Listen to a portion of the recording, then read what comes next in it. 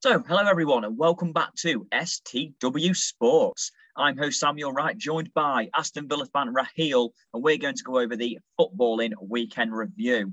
We're going to discuss the Premier League result, and we're going to start with the big one at 12:30 on Saturday. Chelsea 0, Manchester City 1. Gabriel Jesus' goal separating the two teams. Massive win for Man City, Raheil. What were your thoughts on this game? I thought it was probably closer on paper than it was what we saw. I mean, I thought Grealish played pretty decently for City, breaking up the attacks. Obviously, the goal was pivotal in the end, but, you look at Chelsea really, trying to obviously compete with the big boys. They didn't really do anything in that game for me. Personally, I thought they were weak on target. Obviously, looking back at the Crystal Palace game about half an hour ago, the build-up to the derby, and they were showing that Chelsea's got the lowest conversion rate against teams like Man City, Tottenham and Liverpool. And that's concerning, Of course, obviously Chelsea's a great club, we all know that, but maybe they stumble when it comes to the big teams, and I think they've really got to address that. Obviously they've got good players. Werner obviously got on the score sheet against Villa in the Carabao Cup scoring the goal. But, it's them hot crunch games. Can they really do it? And so far, obviously, in that game, to be honest, I did fancy Chelsea personally, just based on obviously City. I feel like City will trip up this season. I mean, one goal doesn't really, it doesn't really send a message personally. But Chelsea, they've really got to try and grind out at least a draw in them kind of games. You got to try and be in there and competing. And of course, it was a 1-0 scoreline, but I didn't really see them making that mark. So a little bit disappointing on that stretch. Yeah, obviously with the game as well, do you feel like obviously with Chelsea's great start to the season, it was really important City did get the win here? City have stumbled a couple of times already with that loss at Spurs and the 0-0 draw with Southampton. Again, they also easily could have lost. So do you feel like this is a massive win for City, just in general and just for the title race as well, even at this early stage of the season? Yeah, I mean, City are a good club. They've always been a good club, and they're on the way up. But I think City really, the Champions League's got to be the pivotal this season for them. They've obviously won the league many times. Obviously, cups are a normal tradition for them as well. The Champions League's got to be the big scout for them this season, and they've really got to really step that up. And there's teams like United with Ronaldo, and clubs that are really up there now, and obviously Chelsea will be one that people look at as well. So I think really, City will obviously they'll always be in the league race, but I think for them they've really got to break that Champions League barrier, and I feel like this may be the season for them. Yep, absolutely. I agree with that. I think Man City's priority has probably got to be the Champions League. They were so close last season, so they'd certainly love to finally win it for the first time in their history. And next, right here, we're going to move on to a game which will delight you. A 1-0 win for Aston Villa at Old Trafford. Their first win at Old Trafford since December 2009. Wow, what a win for Villa, and what an ending to the game as well. Yeah, great ending, to be honest. But, the longer the game went on, I thought we were going to nick it. I really did. I fancied us, just based on the fact that Watkins looked dangerous up front. Obviously, being given the ball early on, and then he missed hitting the ball straight at De Gea, which could have easily been a goal. But, the more went on, the more United fluffed their chances. Greenwood had a good couple. I thought, we're going to nick this. We've got a good chance of winning. Brought back the Abonderhall memories in 2009, and that's exactly what happened. I thought United were lackluster on the ball. Let's be honest, very lacking that composure. They kept losing the ball in stupid areas, very loose on the ball. Ronaldo didn't really do much for me, which was surprising. He looked out of colour. You could see after the game the impact it had on the players. The reaction he got from Ronaldo going into the tunnel and not even, looking up to the fans. That's the kind you can kind of feel the atmosphere, and that's the kind of atmosphere that was built in that match. That United really did see that game as a big. Well, it's a big loss for them. Let's be honest. Against Aston Villa team, of course, Aston Villa are a decent side, but you compare the clubs, and United really fell through the wall in that aspect. So credit Villa, of course, they were good. They were better on the ball. Needed to hold the ball better in the second half, which is exactly what they did, and made an impact. Danny Ings didn't really do much again for me, but that Bruno Fernandes miss at the end, I think a lot of people were talking about that. Crazy miss. Didn't really see that coming from him. Class player, happens time to time, but I think he'll learn from it. You can't really get big-headed in this league. I mean, of course, he tried to smash it into the back of the net, but that doesn't always work. And you got a class keeper like Emi Martinez. Everybody obviously knows what kind of keeper he is. So I didn't think that was personally the best option against a keeper like him. But they'll learn. And for Villa, it's a big win. I mean, they've got to look at Europa League this season. I'm obviously going to be a bit biased about this, but I think realistically, even if we get in the Conference League, in the Europa League, or even the Conference League, in the Champions League, if we really want to be ambitious, we've got a chance. But let's take it a game at a time. If we can beat the likes of Man United, we've got a chance against Spurs next week, considering how bad they were against Arsenal. Yeah, you're right. Absolutely massive win, though, for Aston Villa. And Man United, a big blow for them. And I know it's early in the season, but you could probably see a big blow in there. Early title chances, of course. Next, we're going to move into the 3 o'clock kickoffs, starting with Leicester City 2, Burnley 2. Jamie Vardy scored 3 goals, but unfortunately one of them was an own goal, so he did not complete a hat-trick. But again, really, Burnley had a late goal ruled out as well, did Adam winning the game. Leicester have had a stumbling start to the season, it's fair to say, under Brendan Rodgers. Do you agree? Yeah, a bit of a stumble, to be honest. I think the main players ain't coming to the fore. I feel obviously they got ripped apart in terms of the 2 goals that they conceded. Really, really lackluster. I mean, moments where they're lacking in concentration. I feel like when you concede goals at a Premier League level and you're conceding 2 or 3, that's where the problem is, because you're playing catch up. And of course, obviously they played out a decent game. But when you concede so many goals, you look at the other end and you try and compensate for that. You got to be solid at the back, and they weren't for me. So it is obviously disappointing when you look at it in that aspect for them. But I think Burnley should be all right this season. I feel they've got teams beneath them that are probably worse, if I'm honest. You look at Norwich City, obviously not winning many games. Maybe Southampton, obviously, in there as well with their recent rot. And then you've got clubs like, I wouldn't say clubs like Southampton would go down, but they've got a chance of going down this season, considering how bad they played in that game. But obviously you've got Palace, you've got Vieira. I think they should be fine as well. Brighton, obviously, great start for them personally. But Newcastle, again, a club that's in disarray. It's always been in disarray. I think they'll probably be in that scramble, if I'm honest. I wouldn't go past Wolverhampton being in that scrap as well.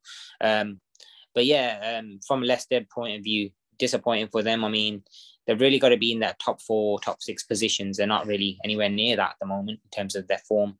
And of course, Burnley took advantage of their frailties, and I think Burnley should be fine overall. I think they've got a good manager. They've always had a good manager. I really am a big fan of Sean Dyche.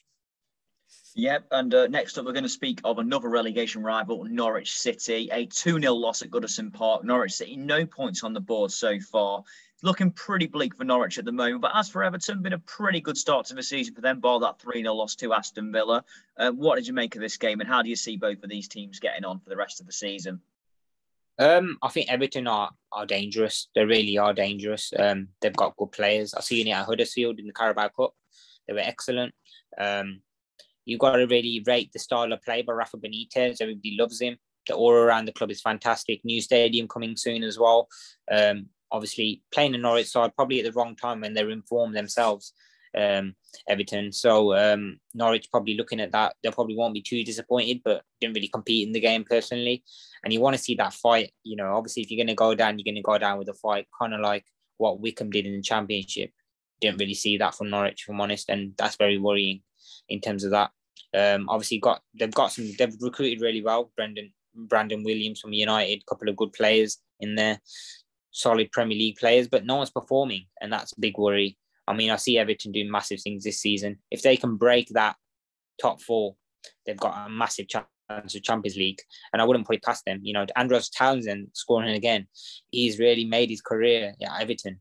That just goes to show you age is a number. If you work hard and you get there, whatever you do, it's football, whatever profession you're in, you work hard, you will make them heights, and that's exactly where he's at now. And he's really showing himself in an Everton shirt. But I just hope Everton do get Champions League. For players like Andros Townsend to play in them kind of leagues will be absolutely fantastic. And for a club like Everton, obviously with the competition with Liverpool, that kind of makes it a bit more it makes it a bit more of a competitive. So it makes a good competition in terms of the rivals of each other and who can actually, beat these big teams in the Champions League if Everton do get there as well. So it's very competitive. Yes, and next up we had Leeds United 1, West Ham United 2. Not been a great start for Leeds. They currently sit in the relegation zone. Maybe not the performances-wise. Maybe their performances have been better than that. But as for West Ham, though, good result for them, following up from their impressive 1-0 victory at Old Trafford in the Carabao Cup. A very entertaining game of football. What did you make of it? Yeah, I thought Leeds United dropped off, to be honest, when they scored their first goal. But Mikel Antonio scoring in the last minute, of course, that was a massive statement. I think Mikel Antonio is a great athlete. Always has shown it, but this season he's really come to the fore. But again, West Ham's kind of like where Everton are in the bracket, where I put a team that's actually on the up. I really do see fantastic things happening with them. Obviously, losing against Man United it left a sour feeling in many West Ham fans after Lingard scored against obviously the club that he played at last season on loan. But I think Leeds should be fine. Rafinha is a great athlete. Got Dan James on there as well, where his pace will be key in situations. And don't forget, obviously, that I don't see them fighting out the relegation battle. I mean, they're more than capable of beating big teams, but they came up against the West Ham side, probably similar to Everton, that actually pushing on and making heights, and that 3 points is a massive 3 points for them. Of course, it's 2-1. It's not a massive scoreline. It's not 3-4-0, but it's another 3 points. That's what matters in this league. Yeah, definitely. It's a massive result for West Ham and a really good result, obviously, after that 2-1 loss in the league last week, at least, to Manchester United at the West Ham Stadium. Next up, we had Watford 1, Newcastle United 1. A good point, you'd probably say, in the end for both teams. They'll both be satisfied, you'd imagine, with this. I think more so for Watford, to be honest. I think Newcastle, maybe they threw it away in the end. I think they could have got more out of it. But again, I think I've always highlighted this a couple of seasons that I've been going on about this now. Newcastle really do need a change of fortune, whether that's a change of ownership, something needs to change in the club, because we don't really see much. We don't really see much when we watch their games. No real excitement. Obviously, Allan Saint-Maximin is a great player. I mean, he obviously showed that. I think it was on Monday Night Football when they played. I forgot who they played now. Yeah, great athlete. I think he'll do really, really well for Newcastle. But again, Newcastle are a club that's lacking ambition, lacking that style of play that people want to see. And I kind of think that's probably what's happened from top to bottom. I think that's kind of filtered through the club at the moment, and we're seeing that in games like Watford versus Newcastle, where Watford have come up, they're a decent side, but I would count Newcastle as favourites in a tie like that, to be honest. So they won't be pleased with that, but I guess the teams will settle for a point. It's better than losing a game of football. Yeah, absolutely. Like I say, I think Newcastle is certainly a club who for a long time have needed a change of fortune, and I do think that certainly is the ownership of the clubs. In my opinion, Steve Bruce is doing the best he can with what he's got. But yeah, as you say, 1-1 draw at Watford, not the worst result. But one thing I'll say about the Hornets is they're going to have a big job keeping hold of Ismail Assar at this rate, even in January or at the end of the season. But now, Raheil, let's move on to the 5:30 kickoff on Saturday, a thriller between Brentford and Liverpool. 3-3, and Brentford are really proving they belong in the Premier League. You've got to give them credit for their start. Yeah, definitely. I think Brentford, they're really proving themselves in the Premier League. Never been there before. People didn't know what to expect, but they're clearly showing what they're made of. Villa Park, I've seen them play as well, and Ivan Toney was an absolute fierce player. But we watched Championship last season. We all know what Ivan Toney is made of, and he's actually stepped up to the Premier League even better than he did the Championship. So kind of shows you what kind of caliber player he is and how he's come through these leagues.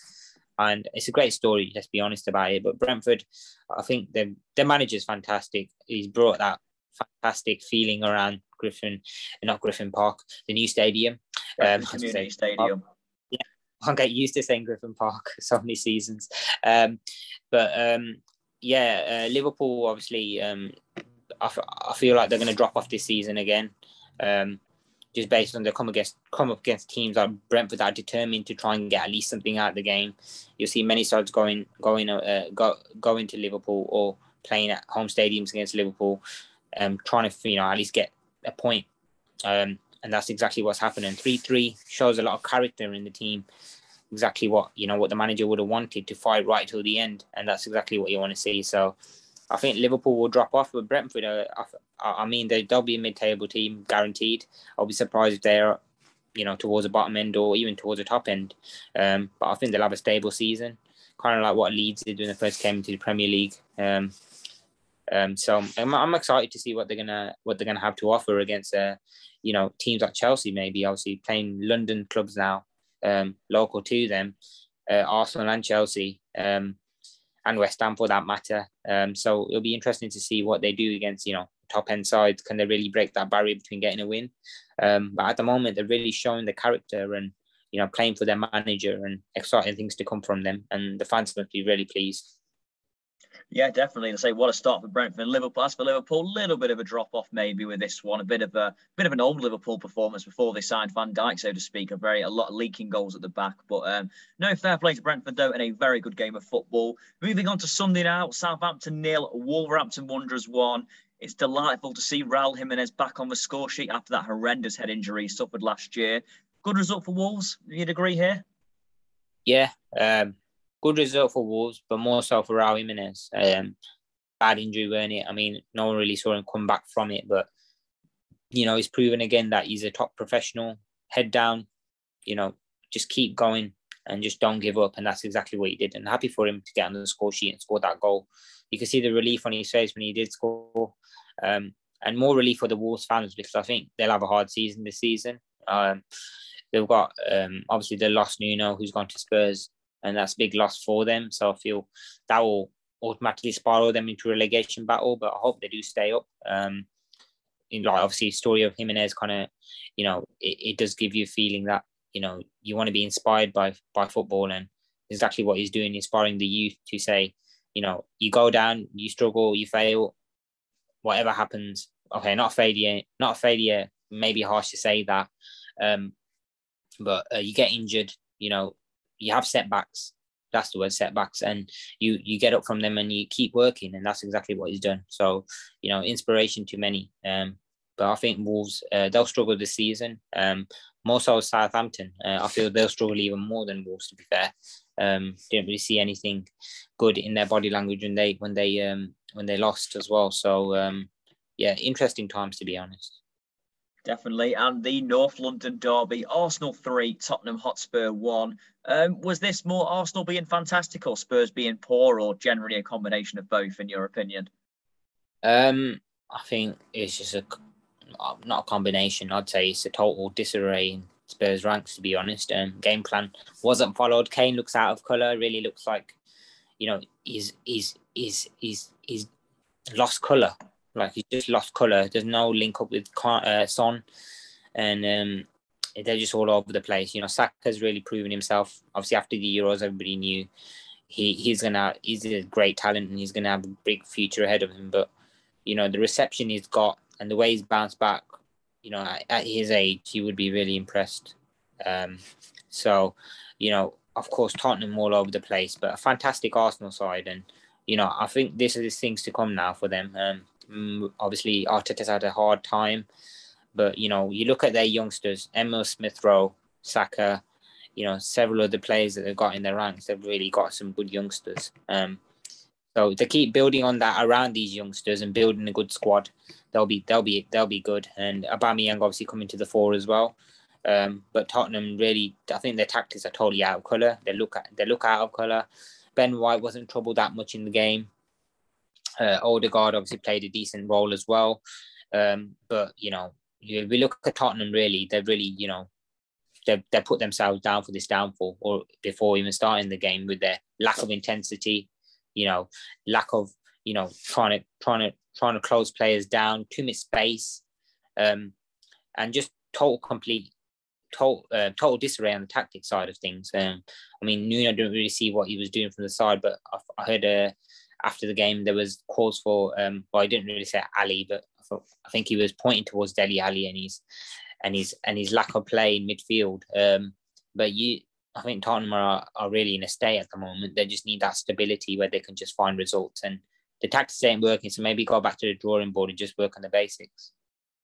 Yeah, absolutely. Like you say, I think it was an interesting derby. I don't think anyone really thought Arsenal would blow Spurs away the way they did. But I think it's a bit of a combination of Arsenal playing well, but Spurs being very poor on the day. And Harry Kane, looking at a bad decision to keep Harry Kane right now. He really doesn't look like he's up to his normal standards. So certainly a worry for Spurs going forward. There's another game on right now, Raheil. It's goalless between Palace and Brighton at Selhurst Park. Do you have a prediction for that? While it's still goalless? I've got to fancy Brighton because of the start, but don't rule out, obviously, Crystal Palace. I feel it's going to be a 1-0 Brighton. But Crystal Palace, I think, I don't think they'll have the greatest of seasons, personally. I think Vieira's still a bit, he's still premature a little bit in his managerial career, still has a lot of learning to do, even though he's got great players ahead of him on the field. But Brighton, you've got to look at their start and say they've had a fantastic start, haven't they? You know, brilliant, absolutely brilliant. And you know, if they're not, you know, up there in them top 10 spots, I'll be very surprised. Considering their start, I think momentum will be with them in this one. But Wilfred Zaha, obviously a player everybody looks at when he mentioned Crystal Palace. Just hope he can put up a fight against a good Brighton side who've been good defensively as well. But you got Christian Benteke's aerial threat as well, which was interesting. But Adam Lallana and Danny Welbeck, I think they're two really underrated players for me in Brighton's ranks. Adam Lallana's time at Liverpool probably went a bit unnoticed, considering other players that were there. And then Danny Welbeck obviously played for United and Arsenal, but didn't really have that consistency. But now he's proving that he can actually play like that for a decent Premier League team. So I think Brighton are building something good, definitely. But I just want to see some fight from Crystal Palace. Let's see if they can take it to Brighton in a local rivalry. Absolutely. And finally, Raheil, going to ask you a few more things. So you've got your player, team, and result of the week, please. In the Premier League, of course. Okay. Team of the week is going to be Aston Villa for me. I think they were very resilient. Bit biased here, but I think I've got to be honest. From a neutral, out of all the results, that was a shock result for me of the weekend. Even though I didn't really go to Old Trafford thinking we're going to get 3 points. So team of the week, considering the resilience and you know how we fought right till the end, I will go for Villa. Player of the week, got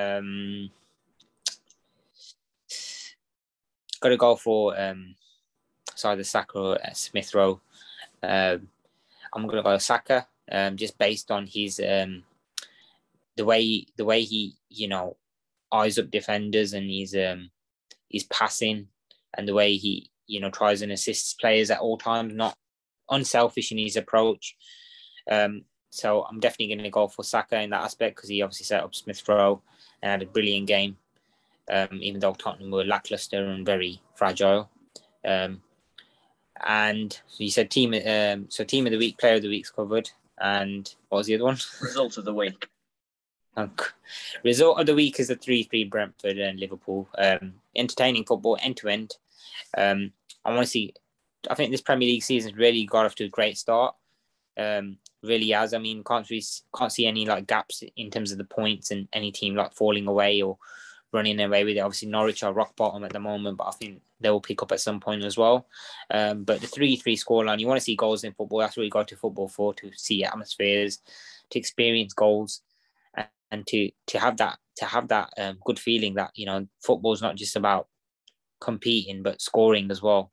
And 6 goals in a matter of 90 minutes, definitely the case here. So 3-3's got to be the one. Fair enough, Raheil, but that's all we've got time for today anyway on the Footballing Weekend Review. Thank you very much for joining me, Raheil, and I'll see you all soon. Cheers, pal. Thank you very much for having me.